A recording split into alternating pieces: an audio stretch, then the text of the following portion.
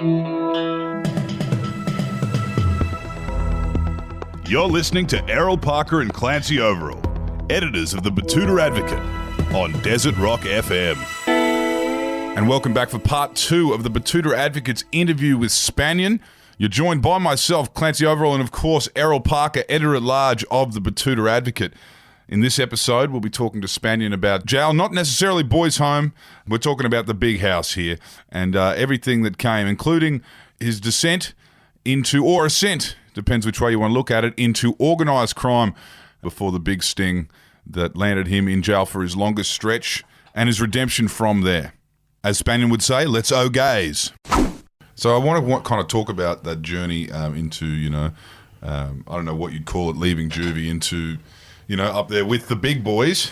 You write, your first kind of place you stayed, you actually didn't mind the food and the clothes they gave you and the sneakers that they gave you as your first trial at juvie. Juvie was good, yeah. At juvie. Yeah. And then where did you find, you went to a lot of different jails around New South Wales. Where was the worst?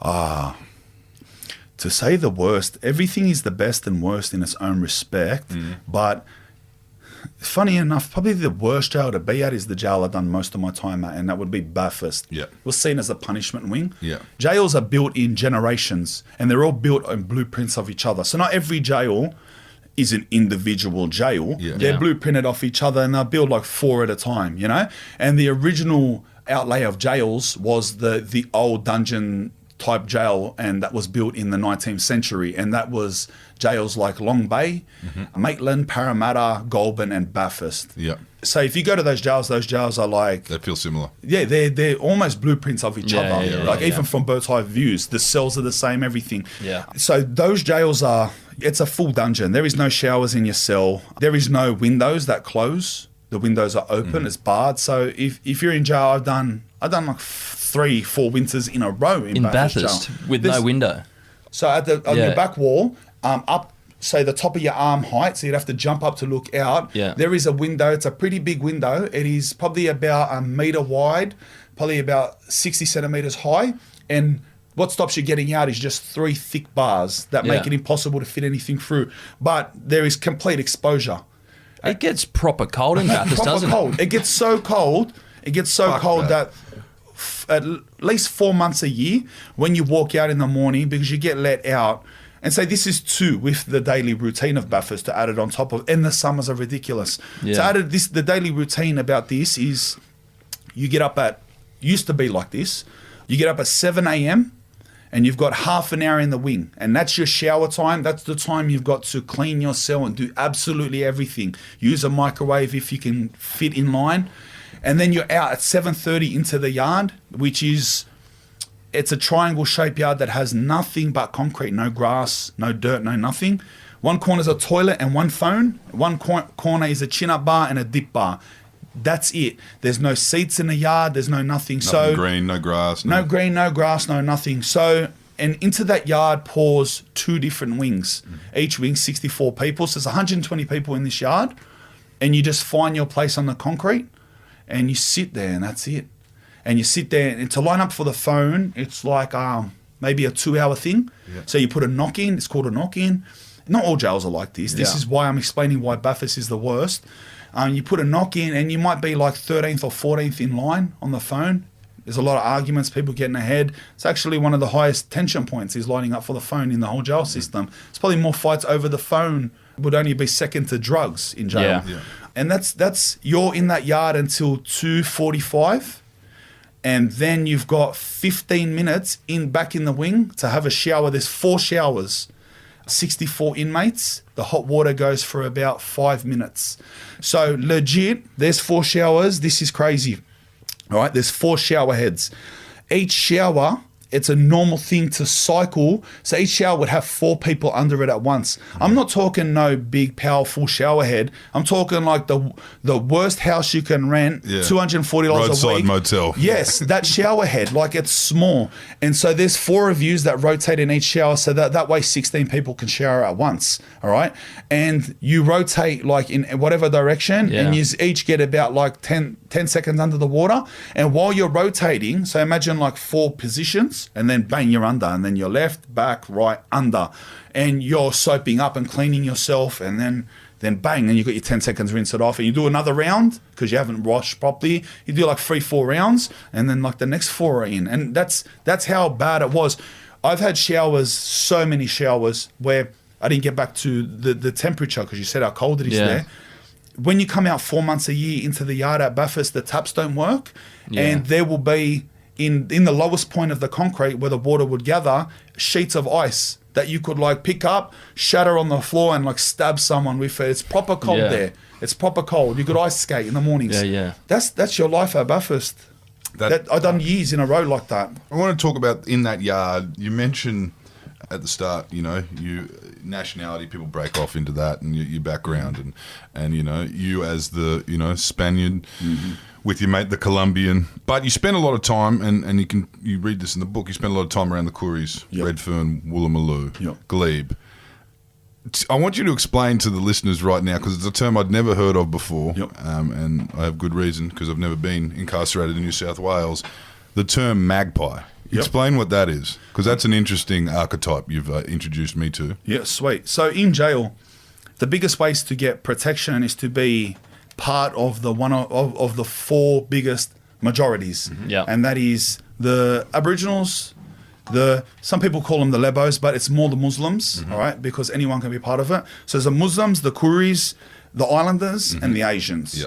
If you want to be part of it, if you want to be sort of safe, doesn't mean you're safe. You don't walk around and do what you want. I've seen 100 Lebos, 100 Kooris, 100 Islanders get chopped. You know what I mean? It doesn't mean anything. It comes and goes. If you're part of it, then you have to, there's sometimes you might just be bashed for hanging around them. So in some ways it's worse. But anyway, back to the point is that magpie is people who are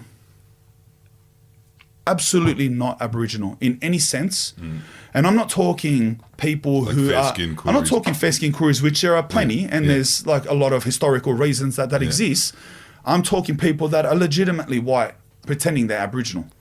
That's what a magpie is. You said some people take it quite far with the tattoos and the... So the best way, you know, you can tell by the effort someone puts in that they're trying to make up for something. So you'll see a Koori bloke will just be himself. Then you see even a fair-skinned Koori. And just them, you can say the way they talk, the way they hold themselves. You know they're Aboriginal. You know where they've grown up and this and that.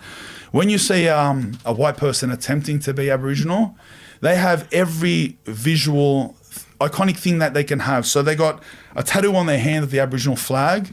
They've made themselves out of dental floss and red, yellow, and black beads, a necklace, rings, bracelets, like anklets that are all in the Aboriginal beads. So when you look, you can't mistake them. They will get a texter and they'll draw the Aboriginal flag on their shirt. That's and then you just know. You look at them like, bro, relax. How did you get away with it? You know, growing up with all the Kooris, sitting with the Kooris. How did you get away with not being put on the magpie? Oh, because I never said I was Aboriginal. Being a magpie is pretending you're Aboriginal. Being a magpie isn't a white person that hangs around an Aboriginal. It's pretending you're Aboriginal. So that's two completely different things. So me, it was just completely natural. All of my friends, except for the younger friends, the couple that I'm from an area where it's all Aboriginals. Everything I learned, my mannerisms, the slang that I use, were all learnt off Kooris. All of my girlfriends throughout my teenage years, early 20s, were Aboriginal. My first son is Aboriginal. Everything about me other than my blood was Aboriginal, right? And I'm saying that from the streets. So when I go to jail, I may look like a Muslim or like Lebanese, and a lot of times the Lebos or Turks would come up to me and thinking I'm like, hey, like thinking I'm one of them, and they'll hear 2 words come out of my mouth, and they'd look at each other like, why does he talk like that? You know what I mean? So anyway, like it was just back to like, all jokes aside, it's completely natural. Like I'm in jail with my best friends. My co-offenders that I get locked up with are Aboriginal. So like I'm in jail with the boys from my area, the boys who are in my crew, YWB, my searching crew, they're all Koori. How can I not hang around Kooris? And at the start, it was not like I was accepted as a Koori. Was it testy? Like, did it ever get a bit funny with all the other guys you didn't grow up with? So Around anyone from the city, no. Yeah. It was that's Spanian. Yeah. He's one of I did us. read you had a bit of trouble in Grafton. In Kempsey. In Kempsey. So during my first adult sentence, I went to Kempsey. Yeah. Then I'm because you got to understand, even in the Aboriginal community in jail, not all Kooris are like best friends. You know what I'm saying? Families, like, like even amongst the islanders, like there's Samoans fight with the Tongans, even amongst. Yeah. We all know, like the Lebos, they all kill each other all the time. You know what I mean? So it doesn't mean just because you're Koori that just like every Koori's going to love you or be hanging around Kooris. So not only am I actually not Aboriginal, but I'm like seen as one of the Redfern Woolloomoolloo boys, like the Koori boys. You know what I mean? But then I'm in jail with all the Kempsey Kooris from the mission up there. You know what I mean? So it's like, hey, he's from Red. But anyway, having said that, I was still accepted like pretty well, like. The young lads from all the rural areas, so the young lads from the missions at like Dubbo and Kempsey and all the famous areas out there, and Moree and stuff, they were all like, as soon as they knew, they were, where are you from, bro? I said, Woolloomoolloo, Redfern. They go, come on, bro, let's go. Like, I'm with them. Yeah. But what you're referring to is the elders are a bit different, right? The elders, for their own experiences, and rightfully so, maybe not. They see people of any other race attempting to have anything to do more with them than what already happened to them, as it's just the hatred, computer hatred. Like there would be like, so one day I remember like one of the elders, I think it was in Kempsey jail, but I actually think the elder, the uncle we call him, I think he was from Kenya. Yeah. Way out back. These people live in the red dirt. You know what I mean? Yeah. And he looked at, like, he's seen the young brothers, which is what the Kooris are called, the brothers. So the uncle's seen the young brothers sitting with someone that looks like a Lebo, right? I look like a Lebo or a Turk or something like that. And he's walked up. He's like, and you got to understand at this time too, so this is 2003 or 4, this is very racial system. Yeah. Now it's not. Now no one cares. Now in jail, I think it's like jail gangs. It's not a race thing anymore. It's like, I joined this gang. Before it was your Nasho. And you're talking, say, back then, the Lebos and the Kooris were fighting. He walked up, he's seen a Lebo-looking person sitting with the young brothers, and he goes, what are you sitting with this cunt? This white cunt, like that. And they're like, he's one of the boys, he's from Redfern. No, fuck this white land grabber, can't get this putrid cunt away from us. Like, that's how they said it to him. I'm 18 years old in Kempsey, a jail where it's just full Kooris.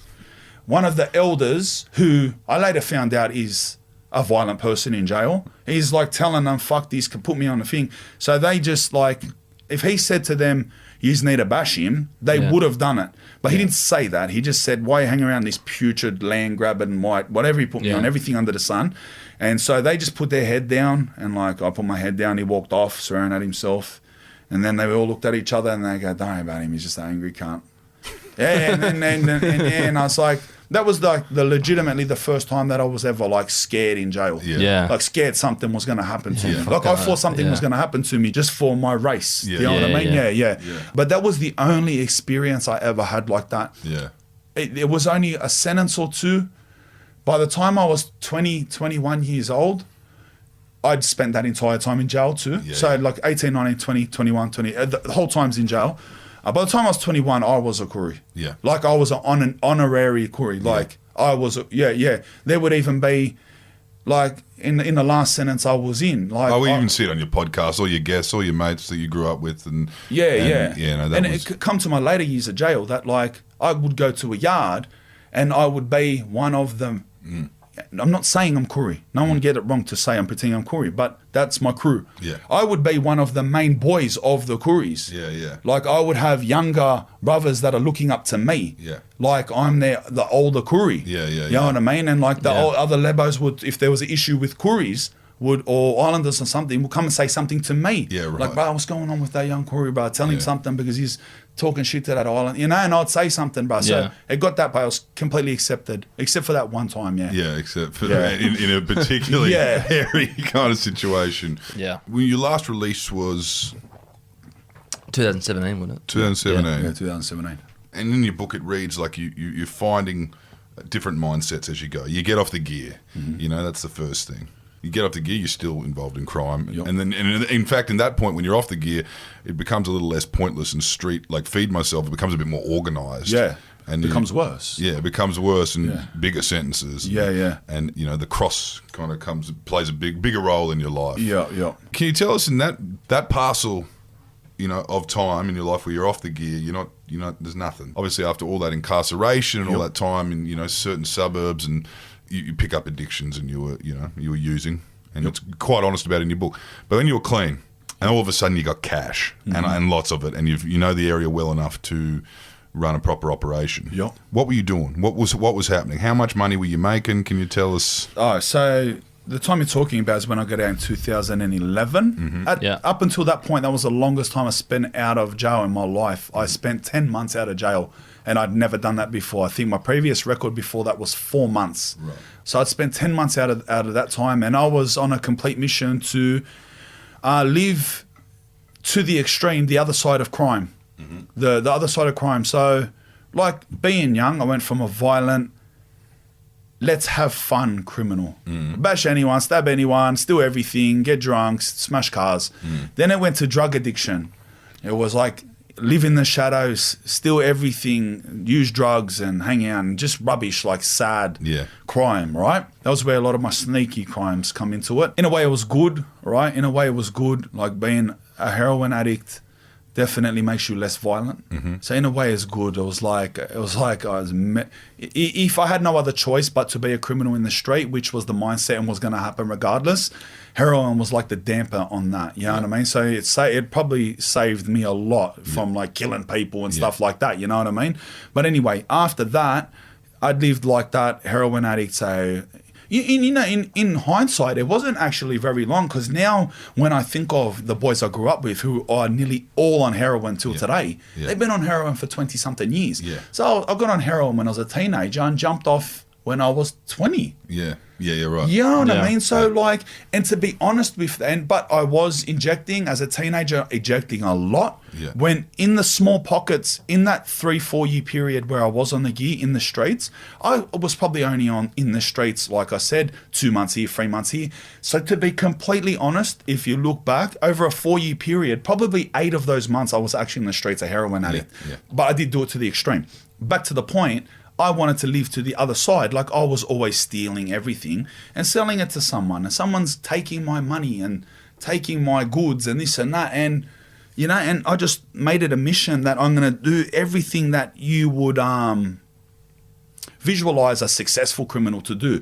Like a cool criminal, muscly and tattoos and nice cars and jewelry. So that was my mission. And I achieved that very well. So I got out 2011. With straight away the mission. From the day I got out and I started organising it, that day was to sell heroin, and I was to be that person. So your mind just changed. You've got all this heroin around you. You have no thoughts of doing it. No, not at all. So I got off heroin in 2007. All right, so 4 years. I'd already been off heroin for 4 years at this point, but the first time I got out, so I got off 2007. I got out in 2008 and had the intentions of becoming a drug dealer now. But the day I got out, I stabbed someone.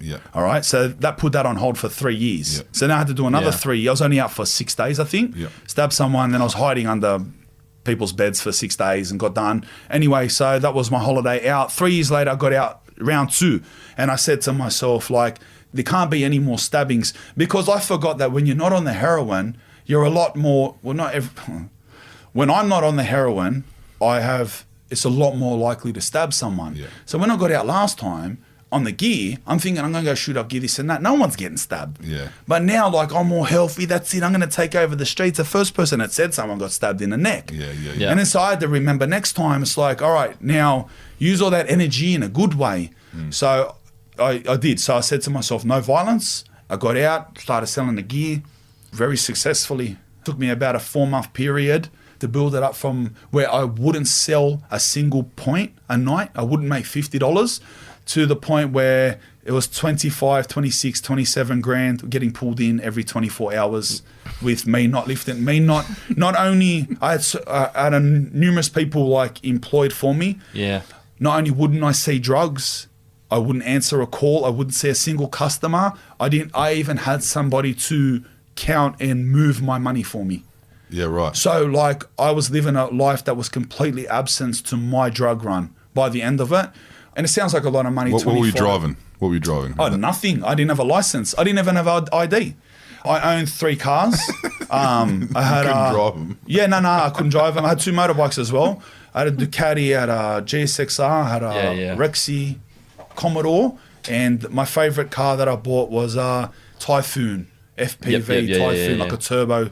It was like a race car. I bought it off some pun, had tuned it up. I don't know nothing about cars. He was excited. I went there. I had like 52 grand in a garbage bag, and I went to like old Wentworthville, the suburb was called. And he's like, it was like some Italian bloke, and I was like his baby. And he's going, I've done this, I've done that. He's showing.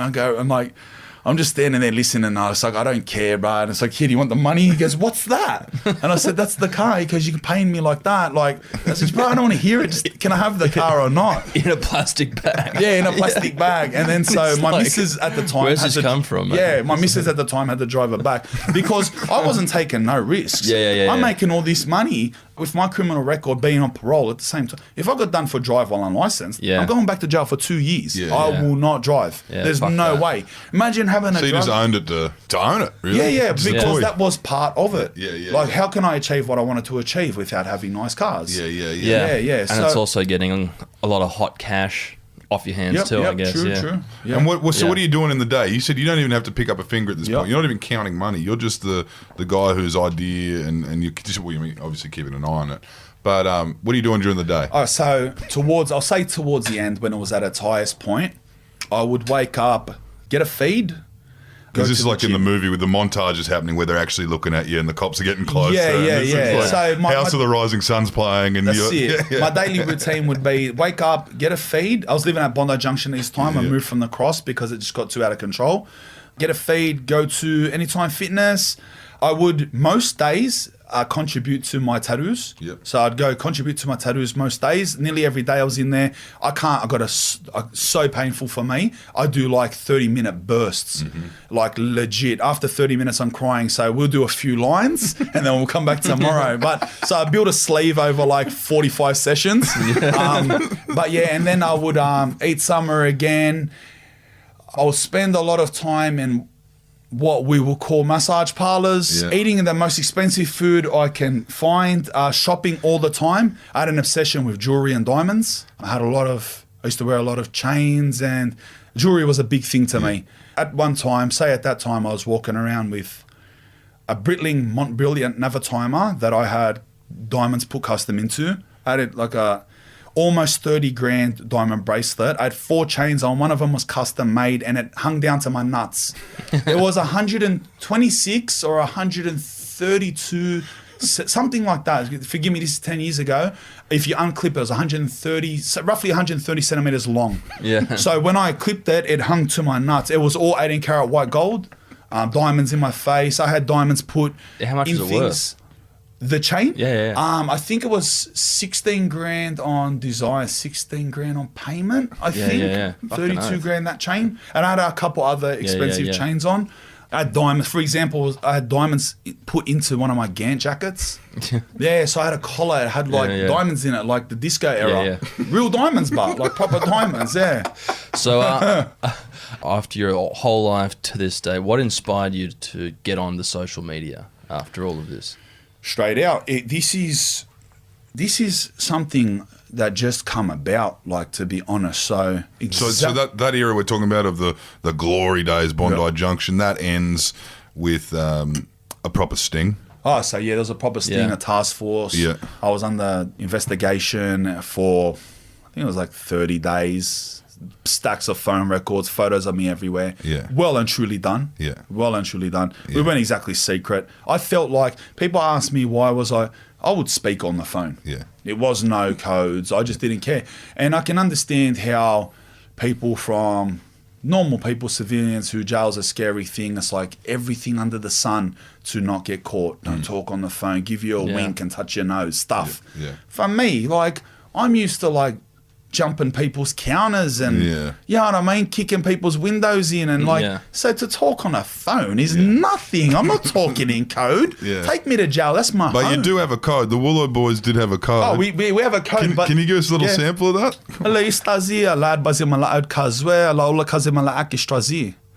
And I just basically said, this is my code, and we call it Stracky. Yeah, right. Yeah.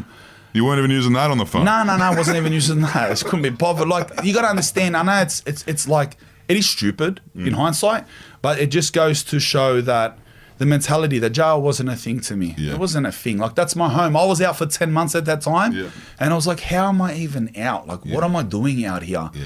Like, I'm sick of... Institutionalised, you reckon? Yeah, I'm sick, maybe. I'm sick of these massage parlours. I got enough tattoos. Like, what am I doing? Like, up at that point, so that was when I was 25, 26 or something.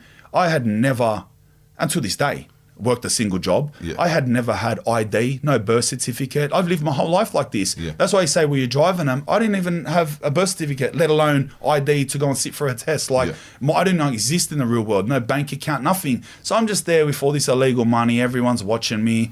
And it's just like, bro, what am I doing? The only ID you have is the phone in your pocket, really. Yeah. Yeah, that's it. That's exactly right. And the number they gave you when you were 15. Mm-hmm. Yeah. Oh, and the new one when I was 18. Yeah, when I first went to jail, yeah. And so from there, you have another mind shift. You're clean. You've lived that life, the lavish life. And then all of a sudden, you kind of become this... what was the mind shift? We end up now, you're out of jail. You've released some music.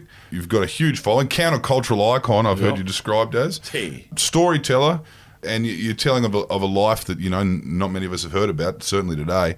What was the shift there? What was the shift in your mind to just go, okay, well, I'm not going to stab anyone when I get out, but I'm also not going to sell any drugs? All right. So when I got locked up the last time, 2012, my missus at the time was pregnant to my first son. He was born while I was in jail. It was very different. I'm a dad. Missed out on 5 years of my son's life. Got out when he's 5 years old. I don't know, man. Like, during that last sentence, during that last 5 years, which is that's the longest. I've done 13 years all up. 5 is the longest I've done at one time. It just all jail become hell. Jail really become hell, and I don't know why. I was jail. Jail, I was like furniture in jail. Like, jail was my home. And it become the first, I come in sweet tooth after 3 years into the 4th year. It's like I couldn't bear it. I started looking at everyone in jail as just bad job kicks. Like, I didn't want a bar of it. I was sick of everything they had to say. I was sick of everything they do. I was sick of just everything. And I just wanted a different life. And it's weird. Jail started to like really get to my heart and really started to scare me, in a way where, not in like something's going to happen to me, in a way where it's like I'm scared of being in a cell. You know what I mean? Like, it's maybe like how normal people are. Like how I envision going to any of those jails you just mentioned. Yeah. So there was that, and then like I don't know, something happened in my soul that I can't explain, and like I had religious experiences that are really hard to put into words, and I never really attempt to. And people say, like, what do you mean? Like, it's like I know God, like, and they're like, what do you mean you know God? Explain.